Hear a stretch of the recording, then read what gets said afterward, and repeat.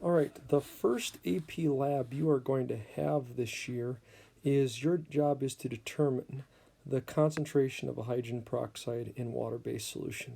So what you have is you're going to be given a beaker, and in that beaker is going to be a solution that contains a mixture of H2O2, hydrogen peroxide, and water. Only a fraction of this solution is going to be hydrogen peroxide. Okay? Your job is to tell me what mass percent of that solution is hydrogen peroxide. To do that, you are going to add a manganese dioxide catalyst.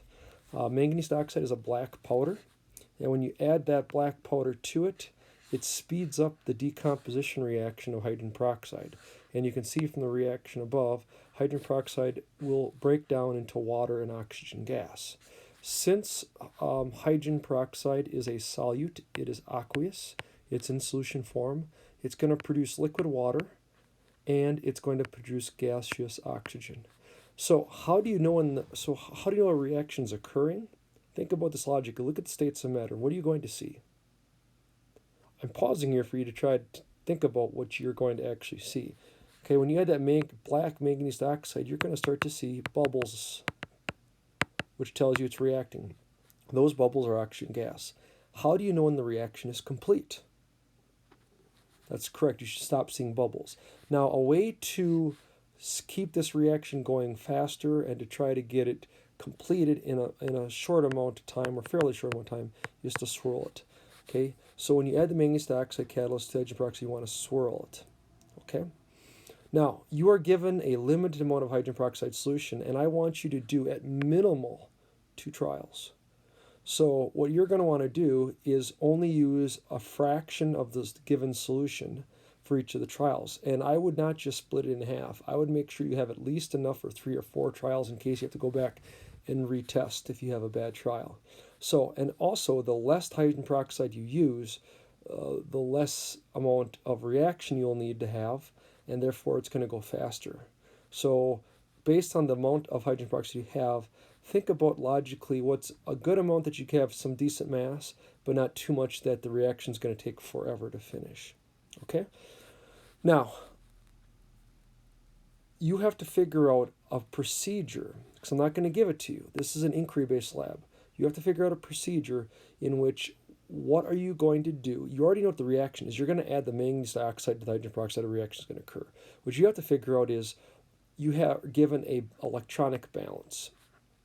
You have to take a number of different masses. You've got to figure out what you got to mass before the reaction and what you have to mass after the reaction, and then utilize a law of science that we talked about not only in this unit but in honors chemistry that will allow us to figure out one of the masses in the above equation.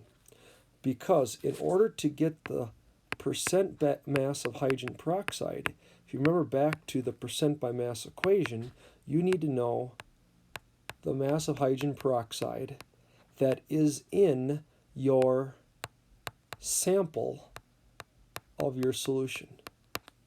Okay?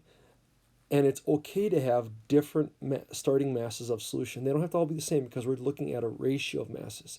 If you have a bigger volume of solution in one trial, you're just going to get more hydrogen peroxide, but the ratio should be consistent. So what you've got to do is figure out in a good trial is the amount of hydrogen peroxide that was in there and also the mass of starting solution sample. And to do that, you're going to utilize stoichiometry. There is no way of being able to measure the amount of hydrogen peroxide in your sample because it already contains some water.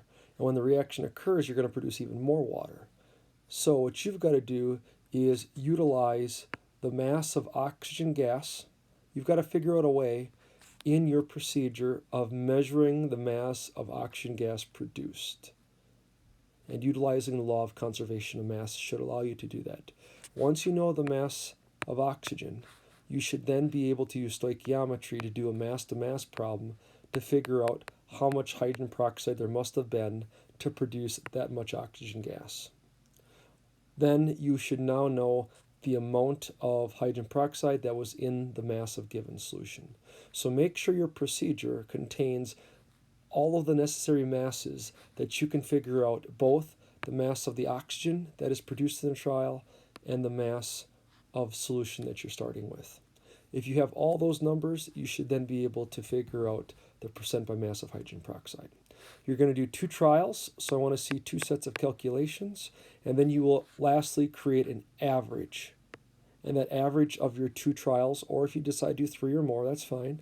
Once you have at least 2 trials, you'll average those 2 percents together to get one reported value. And that'll be your conclusion. You'll determine this to be your percent of hydrogen peroxide in this given solution. Okay? Now, when you show up to class, your job in the lab report then is you're going to want to have a purpose statement. You're going to develop the procedure. Again, might not be bad to take a couple pictures and drawings to include with the procedure, so it's something easy that another student next year could follow. You're going to have a data table that includes the headings and then the number of trials, along with making sure to include the units of grams in all of the trials. And then you're going to show the stoichiometry of the calculations and provide the conclusion statement. Once you are completed with this, I will create a homework submission with this laboratory that you'll then be able to submit this lab report when it is completed, and you'll turn that in for your first lab report of the year. Okay? If you have any questions, please send me an email or attend an office hour to ask questions. But otherwise, read this through, develop the procedure. When you come to class, if you have any other questions, I'll probably start the class off on asking if there are questions. And primarily, you're going to have the whole hour to work on getting the data and writing up the lab report. Okay? Thanks a lot for listening. This is what you are going to have in front of you. These are only the items that you're allowed to utilize. You have your mass of hydrogen peroxide. You have your volume of hydrogen peroxide. It's 100 milliliters. You're given 2 clean beakers. You're given 2 watch glasses. You're given a barrel pipette that you can use to transfer your hydrogen peroxide. Okay, you might use that, you might not. You're given a spatula and a weighing basket that contains some manganese dioxide. And again, the manganese dioxide and hydrogen peroxide, the amount that I'm giving you, that's all I will give you. So you cannot use any more. So again, you don't have to utilize all of it up. Okay, the smaller amounts that you use, again, the reaction will go faster anyway.